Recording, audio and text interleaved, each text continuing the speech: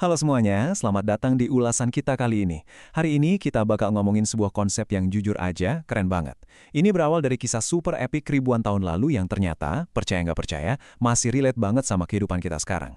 Kita bakal bahas satu nama legendaris yang pasti udah sering kalian dengar, Achilles. Coba bayangin bentar ya, medan perang kuno, debu tembal berterbangan di mana-mana, suara pedang beradu, teriakan prajurit. Nah, di tengah kekacauan Troy itu, ada satu pahlawan yang saking hebatnya udah kayak dewa. Tapi tenang, ulasan kita hari ini bukan cuma soal sejarah pertempuran atau mitos kuno kok. Kita bakal gali rahasia psikologi manusia yang paling dalam, terutama soal seberapa pentingnya yang namanya kesadaran diri. Langsung aja kita mulai? Kehangatan sederhana seperti semangkuk sup. Mari kita nikmati Sofoos hari ini.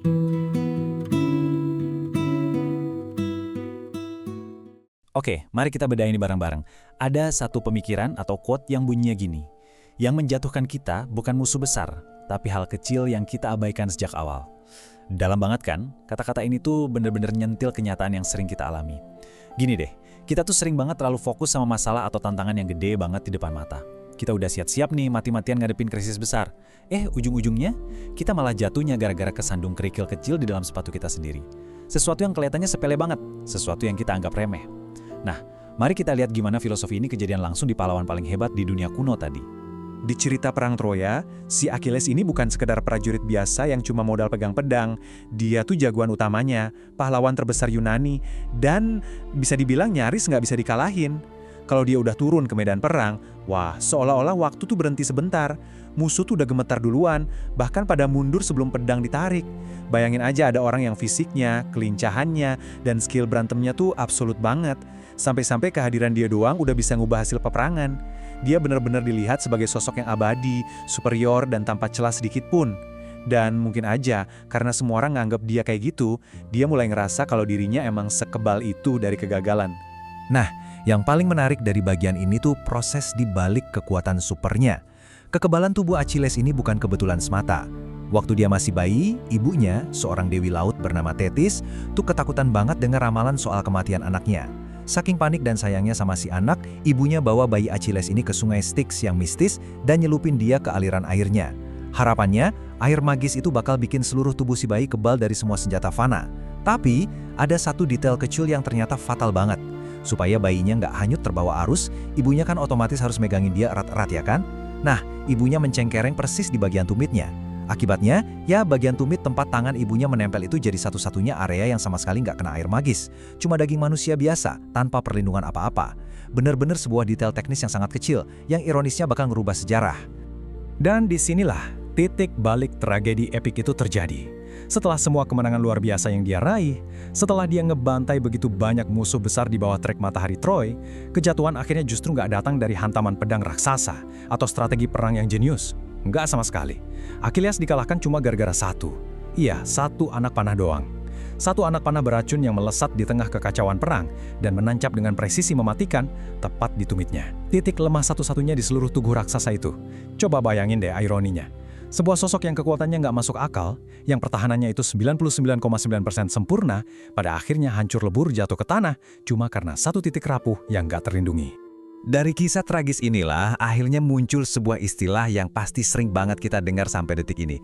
Tumit Achilles. Artinya simpel banget tapi implikasinya fatal. Satu titik lemah, satu sisi rapuh yang tersembunyi di balik perisai kekuatan kita. Sekarang, coba deh kita bawa fokusnya ke kehidupan nyata kita hari ini. Ulasan kita hari ini tuh sebenarnya mau ngingetin kita soal satu kenyataan yang sering banget sengaja kita lupakan. Kalau setiap orang, ya semua orang, sekuat apapun mereka kelihatannya dari luar, secemerlang apapun karir mereka, atau setebal apapun benteng emosional dan finansial yang mereka bangun, pasti punya tumit Achillesnya masing-masing. Itu adalah satu hal spesifik yang kalau disentuh, ditekan, atau diserang, bisa langsung ngeruntuhin semua yang udah capek-capek kita bangun bertahun-tahun. Jadi, poin krusialnya di sini adalah gimana cara kita merespon kelemahan kita itu. Di kehidupan modern ini, kita sering banget dihadapkan sama dua jalan. Di satu sisi, ada tren ilusi kesombongan yang terus-terusan dicokokin ke kita.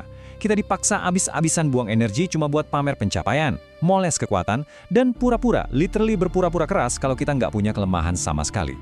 Kita membusungkan dada dan nolak buat ngelihat ke bawah ke arah tumit kita. Tapi di sisi lain, ada jalan kebijaksanaan sejati. Di sini, alih-alih bersembunyi dalam penyangkalan, kita justru berani mengakui sisi rapuh kita secara jujur.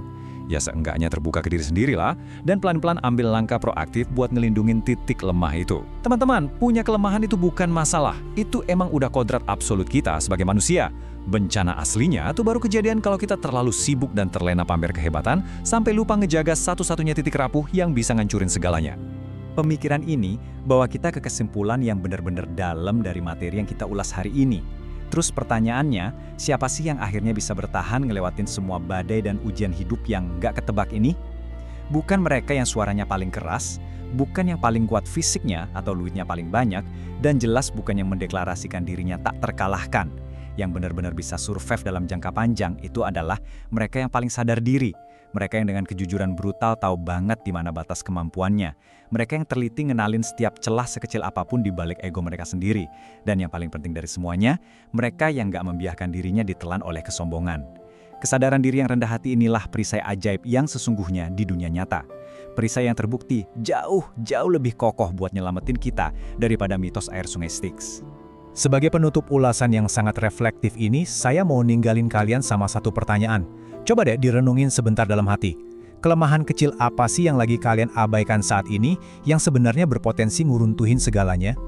Mungkin itu sebuah kebiasaan buruk yang kalian anggap remeh, atau ego yang susah banget terima kritik, atau mungkin aja masalah kesehatan yang kalian tunda-tunda terus pemeriksaannya. Kita semua punya tumit rapuh itu. Pertanyaannya, berani nggak kalian jujur ngenalinnya hari ini sebelum ada anak panah tak terduga yang tiba-tiba datang menghampiri? Jangan biarin ilusi kekuatan nutupin pandangan kalian dari celah di pertahanan kalian sendiri. Kenali tumit kalian, terima kalau kerapuhan itu nyata, dan lindungilah. Makasih banyak udah meluangkan waktu berharga kalian buat nemenin saya membedah makna di balik kisah legendaris ini. Saya sungguh berharap ini bisa ngasih insight dan cara pandang baru buat kalian. Sampai jumpa di ulasan mendalam kita selanjutnya. Tetaplah sadar diri, dan pastinya tetaplah tangguh.